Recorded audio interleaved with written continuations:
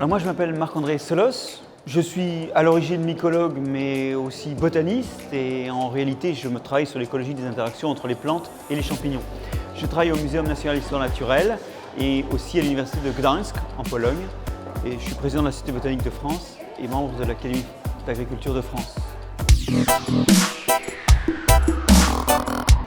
C'est un ouvrage que j'ai écrit parce que je me suis rendu compte, et je ne suis pas le seul, c'est quelque chose qui émerge en recherche actuellement, que la présence des microbes, c'est-à-dire les bactéries, les champignons, tous les organismes qui sont de petite taille, est vraiment essentielle dans tout un tas de choses qui nous entourent. Et non seulement ils sont présents, mais en plus ils sont au cœur de toutes les fonctions de ce qui nous entoure. Ce livre, ce sous-titre, ces microbes qui construisent les plantes, les animaux et les civilisations. Et l'idée, c'est que dans la nutrition, la protection et le développement d'une plante, dans la nutrition, la protection et le développement d'un animal, il y a des microbes. Et bien plus, le développement de nos civilisations a aussi fait appel, cette fois-ci dans des pratiques culturelles, aux microbes pour réaliser des fonctions, à vrai dire, assez semblables à celles que notre évolution biologique leur avait déjà assignées, des fonctions de nutrition, de protection.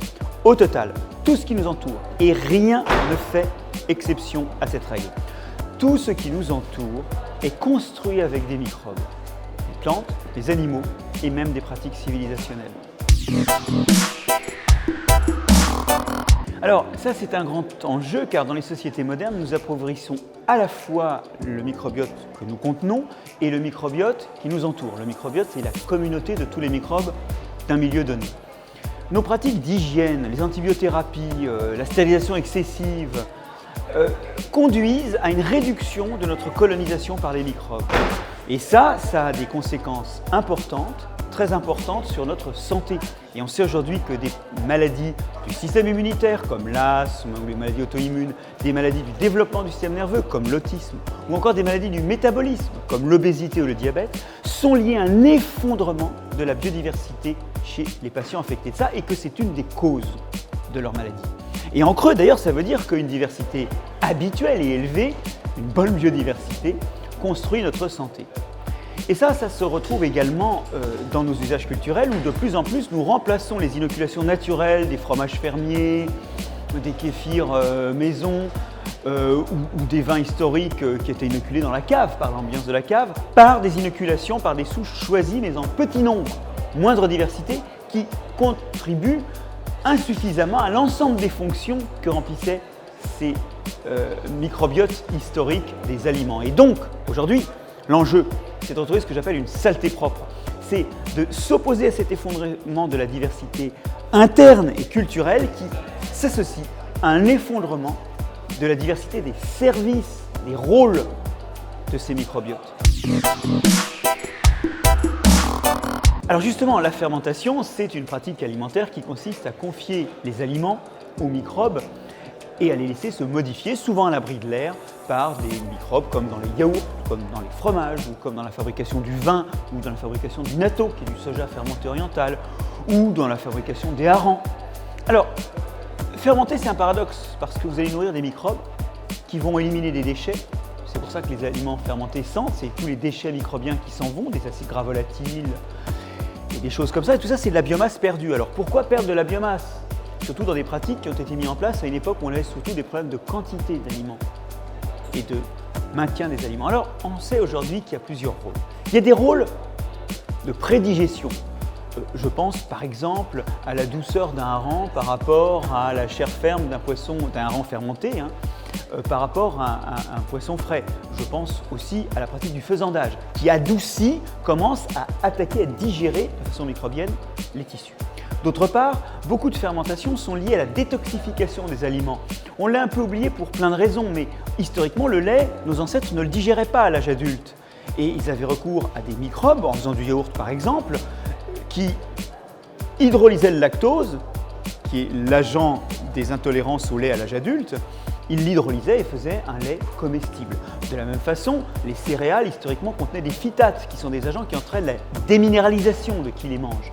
Et nos ancêtres ont rapidement fait du pain, dont la fermentation avec du levain, où il y a certains lactobacilles, permet de détoxifier. Donc, détoxifier, c'est la seconde chose. La troisième, c'est que dans les aliments qu'on met en réserve, les vitamines s'altèrent. Et l'intérêt de la fermentation, c'est qu'il y a des cellules vivantes de microbes. Un fromage avec une croûte orange qui pue, il y a du carotène dedans, c'est une source de vitamine A. Dans le yaourt, il y a de la vitamine B.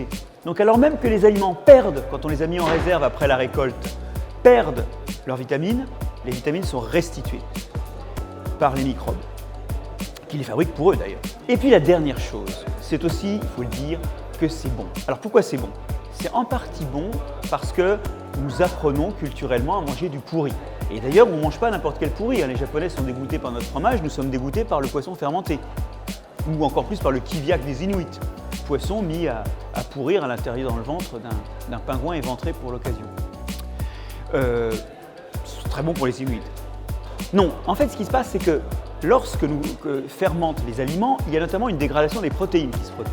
Et je vous le donne en mille, parmi les acides aminés qui sont produits dans la dégradation, il y a le glutamate. Les aliments fermentés sont de prodigieux exhausteurs de goût, ceux qu'utilise par exemple la tradition du gnocchman, poisson fermenté, jus de poisson fermenté qu'on rajoute aux aliments en Orient, ou du gratinage ou de l'ajout de parmesan par chez nous, qui revient à ajouter du glutamate et à augmenter le goût des plats. Donc, protection, vitamines, digestion, goût, tout est là. Alors effectivement, c'est une des dimensions de l'alimentation vivante, c'est une alimentation où il y a des cellules vivantes. Les Français, par le biais du fromage, avalent entre 10 et 100 milliards de cellules microbiennes par jour. C'est donc une source de microbes qui vont avoir deux intérêts. Déjà, quand ils sont sur l'aliment, ils vont faire écran à l'installation de microbes indésirables.